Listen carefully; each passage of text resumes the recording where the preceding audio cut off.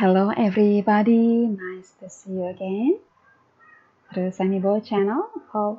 Hopefully all of us fine, so we can do our activities as usual. Okay, for you who don't press like, subscribe, and the bell yet, you are welcome. So next you will be the first to get our new video. Ya, ketemu lagi ya di channel Sunnybo. Kita saling berbagi untuk materi bahasa Inggris.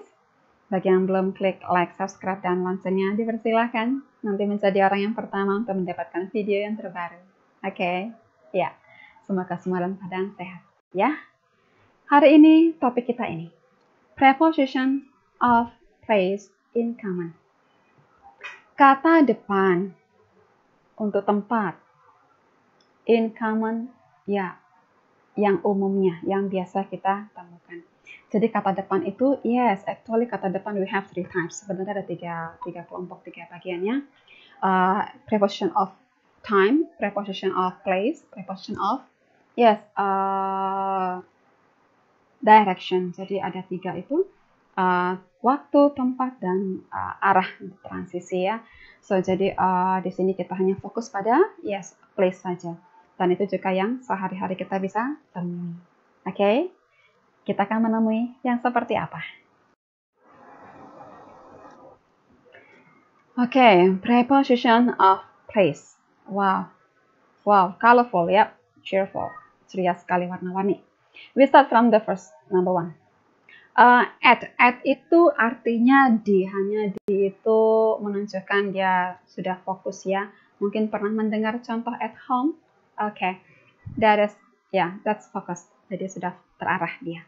At home itu gampang contohnya ya.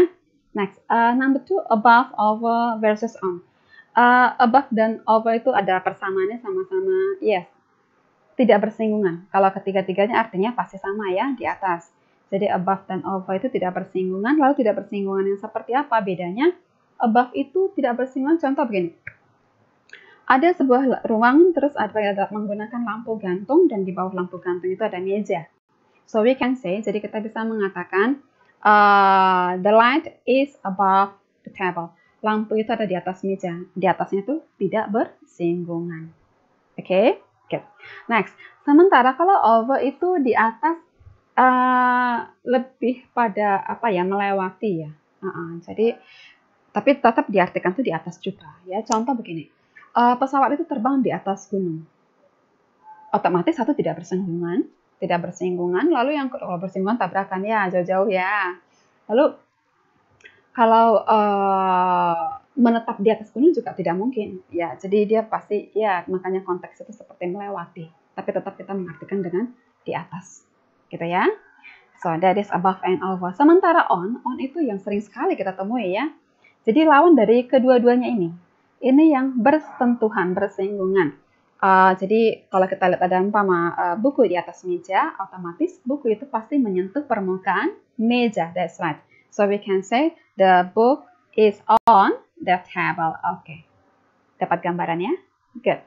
Next, across means di seberang. Di seberang, jadi kalau kita gunakan mungkin untuk jalan, untuk sungai, yes, di seberang ya. Jadi itu ada di seberang. It is across, itu ada di seberang. Ya, jadi menunjukkan lokasinya di seberang. Next, against itu bersandar ya. Mungkin di tembok atau di pohon, ya whatever terserah yang bisa diterima. Orang bisa berdiri bersandar di tembok, gitu ya. So, jadi kita bisa bilang she stands against the wall ya. Atau tongkat atau sapu kita sering di rumah kita juga sandarkan. Ya, that is against. Next, along itu sepanjang. Kalau sepanjang berarti bisa kita ambil contoh, yes, jalan. Mungkin sepanjang jalan itu, wah, banyak sekali lampunya, jadi terang ya. So we can say, yes, along the street, along the road, there are many lights, gitu ya. Good. Next, among and between. Among and between sama-sama artinya, yes, di antara. Hanya bedanya kalau yang between itu di antaranya, yes, hanya dua saja. Jadi kita di tengah-tengah contohnya. Lalu Di kiri kita ada, di kanan kita ada. Gitu ya. Nah, sementara kalau yang among itu yang yes, lawannya. Lawannya lebih dari 2, berarti mulai dari 3. Jadi kalau kita bilang contohnya apa di pesta ya, di pesta pasti lebih dari 1. Oke. Nah, jadi kalau kita katakan ibu kita ada di pesta itu, ya kita bisa mengatakan yes, there is my mom among the guests. Jadi ada ibu kita, ada ibu saya di antara tamu-tamu itu. Pesta nggak mungkin 2, nggak mungkin 3 ya. Jangankan 5, pasti banyak, namanya pesta. Oke, semakin jelas ya. Oke, thank you. Next, number 8. Around and round. Ini di sekitar, di sekeliling. Jadi hanya perbedaan British and American. Which one you want? It's not problem. Gak ada masalah kita mau pakai style yang mana. Gitu ya, di sekitar atau di sekeliling. Number 9 away from jauh dari. Example, your house is away from mine. Jadi rumah kamu tuh jauh dari rumahku. See? Jadi memberitahukan lokasinya, jauh dari rumahku. That is away from. Ya, memberitahukan jaraknya. Next, number 10, behind. Behind itu yes, di belakang. Umum ya, di belakang. Di belakang rumah, di belakang sekolah, di belakang pintu, ya di belakang apa? Di belakang lemari, oke? That's di belakang. Number 11, by, beside, next to, and near. Versus near. Ini satu paket ini, yes, sama konteksnya dan mau diartikan apa, tapi konteksnya sama. Like this one. Dia berada di sampingku. Dia berdiri di sampingku. Dia di dekatku. Nah, dekatnya itu bagaimana? Yes, tanpa jeda. Jadi kalau kita katakan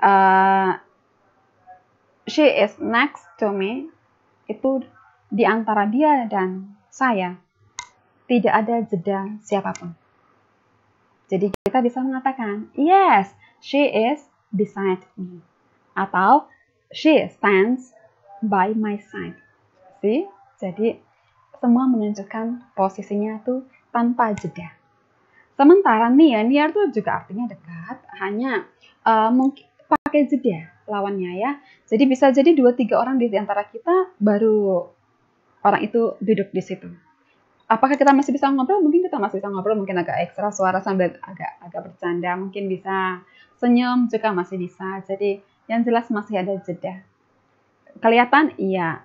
Jadi that is near, itulah near ya. Next, number 12, in and inside. Ya, sama beda gaya tapi sama-sama di dalam. Umum ya. Oke. Number 15. Nah, ini dia. The opposite of behind, lawan dari belakang, yaitu in front of, di depan. Di depan apa? It's up to you. Depan rumah, depan jendela, di depan apa? Depan sekolah, apalagi. Oke ya. Depan toko, oke. Depan mall. Ya, di mana aja. Next, number 16, in the middle of. Ya, ini in the middle ya berarti udah kebayangnya di tengah-tengah ya. Jadi dia menjadi pusatnya, that is in the middle. Kalau makna in the middle itu dia pusat di tengah-tengah. Beda dengan among, kalau among itu yes bisa di bagian tidak tertentu bisa acak. Tapi kalau in the middle itu di tengah-tengah posisinya, gitu ya. Next, number 17, outside, out of. Ya, ini sama-sama. Pokoknya posisinya di luar gitu ya. Beda-beda ucapan penggunaan aja. Number 18, under, below versus beneath. Underneath, sorry. Under, below versus underneath. Under, below, under is so flexible. Ya, dia cukup fleksibel. Jadi dia bisa digunakan untuk below, bisa juga untuk underneath. Gitu ya. Hanya perbedaannya begini. Below itu fokus pada lebih pada jenjang mungkin atau level, that is below. Murid di bawah guru. See? Yes. Anak di bawah orang tua. Below. Mungkin kopral atau di bawah jenderal. Oke, that is below. juara 3 di bawah juara 1 atau juara 2. That is below. Jadi lebih pada jenjang. Bisa juga untuk yang sesuatu, yes, di dinding juga. Kenapa? Karena mereka pasti kalau dinding juga pasti kan berjenjang ya. Kalau menaruh menggantung sesuatu itu juga bisa ya. Jadi dalam konteks satu bidang yang sama, gitu ya. Jadi kalau di tembok kita menggantung sesuatu pasti kan berjejer gitu ya. Nah itu karena dalam satu bidang yang sama kita juga menggunakan below. Tadi kalau untuk yang orang tua, anak dan orang tua, yes, murid dan guru itu juga dalam satu bidang yang sama. Oke, good. Tadi dalam bidang sekolah, di bidang pendidikan, lalu kalau untuk anak dan orang tua, yes, itu di bidang keluarga, gitu ya. Next, sementara underneath itu di bawah tapi covered, tertutup, jadi kita tidak kelihatan. For example, kunci di bawah kasur. Can you see that? That one. Jadi kunci di bawah kasur, that is underneath. Itu underneath ya. Jadi di bawah tapi tidak kelihatan, tertutupi. That is underneath. Tapi kalau untuk semuanya itu, kalau Anda kata ragu, takut salah, takut bagaimana, boleh menggunakan under. Tapi kalau jika ingin menggunakan lebih spesifik lagi supaya terlatih, silakan digunakan. Oke? Tambah paham ya. Semoga semuanya jadi tambah terang, kelihatan semuanya. Jadi belajar lebih enjoy. Kita lihat, kita bisa menikmati apa lagi di sini. Wow, ada payung goyang-goyang. Oke. The table is at the corner of the room. Meja itu ada di sudut ruangan. Kita lihat temboknya kuning, di sisi lagi temboknya warna hijau. Yes, meja di sudut ruangan. Okay, that's good. At. There is a globe on the table. Ada sebuah globe atau peta dunia di atas meja. On, you see, touching, bersentuhan. Okay, bersentuhan ke permukaan meja. Ya, that's good. What else? Apa lagi? Okay. Okay. My ruler is in the book. My ruler is in the book. Penggaris saya ada di dalam buku itu. Can you imagine? Okay. Buku, lalu sepertinya kalau begini berarti penggarisnya nyisip di dalamnya ya. Okay, that's good. Next. She puts her bag under the table. Dia meletakkan tasnya di bawah meja. You see here? Table, meja, di bawahnya ada tas. Under. That's good. What else? Oh, si goyang-goyang. Your umbrella is beside the table. Payung kamu di samping meja. Yes. Umbrella, table. Di samping meja. See? Okay. Any more? Okay. The kids jumped over the road. Okay. Anak-anak itu melompati tali. Namanya melompati, otomatis yes, tidak bersentuhan. Lalu apa? Konteksnya melintas ya. Oke, di atas tali, di melompati tali itu. Oke, that's good. That's why over. Oke. Any more? You see? Okay. The boy in brown stands between the girl and the man. Anak laki-laki yang berbaju coklat berdiri di antara anak perempuan dan pria itu. Berbaju coklat berdiri di antara anak perempuan dan pria itu. See? Hanya dua. 1, 2. Between. Kita lihat yang berikutnya. Ada apakah? Yes. Inilah semua common preposition we can find for place. Ya. Jadi inilah semua kata depan untuk tempat yang umumnya kita temui. Kita ketemu apa yang berikutnya? Okay. That's good. Oh, what is this? Wow, nomor 6 sampai 11. Wah, kita panen di gambar terakhir ya. No problem, gak masalah ya. Okay, we see the direction. Complete the sentences. with the right preposition. Lengkapilah kalimat-kalimat ini menggunakan atau dengan kata depan yang benar. Oke, we see number 1. I write blank a piece of paper. Saya menulis di secari kertas. Menulis itu di secari kertas, di mananya kertas? Can you imagine? Yes, di atas kertas. Thank you. Berarti kita pakai apa? That's right. On. Thank you. Paham ya? Pintar, cakep. Thank you. You see number 2. There is a baby blank them in the picture.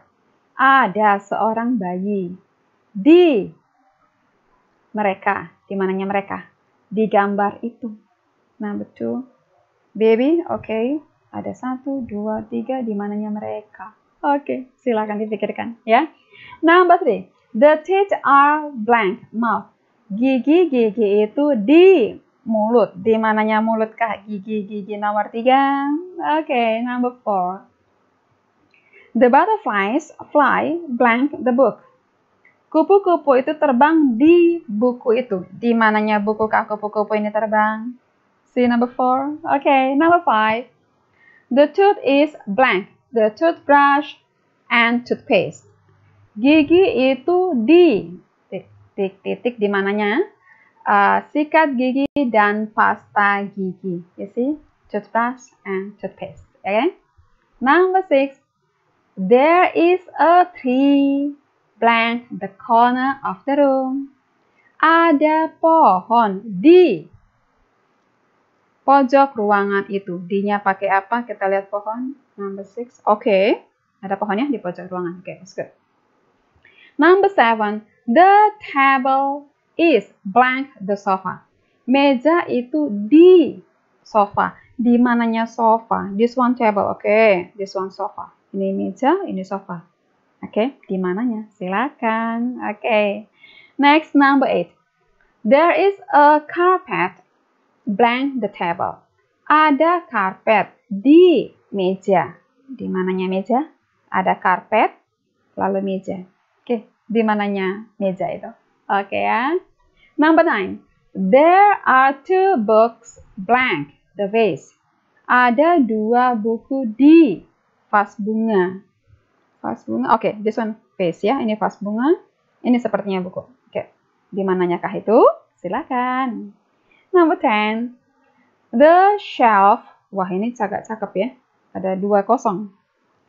The shelf blank. The wall is blank the pictures. Rak itu di dinding.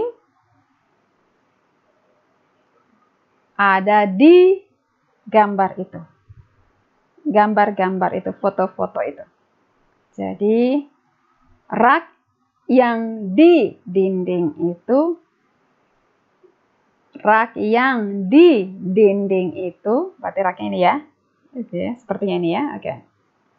Ada di gambar-gambar itu. Di mananya gambar-gambar ini? Ini gambar-gambar ya. Oke, that's good. Jadi, rak ini di dinding itu, di mananya gambar-gambar ini. Oke, cakep-cakep. Ambil 8. The cupboard blank the window is blank the sofa. Lemari itu lemari yang di titik jendela ada di titik sofa. D-nya ini untuk jendela. Oke, ini lemari ya. Good. Ini lemari, ini jendela. Oke, lemari yang di mananya jendela. Yang lalu posisinya di mananya sofa. Jadi fokusnya objeknya lemari. Lemari yang di mananya jendela berada di mananya sofa. Oke, that's good. Oke, ini latihan kita. Semoga nanti semakin terasa. Jadi semakin mudah belajarnya. Kelihatan kan sekarang? Easy learning. Mudah belajar bahasa Inggris. Nanti ini boleh dikerjakan di buku latihannya. Semoga semakin paham semua. Jadi semakin menikmati belajar bahasa Inggrisnya. Thank you for watching. Thank you for your attention. Thank you for all. See you for the next session. Thank you.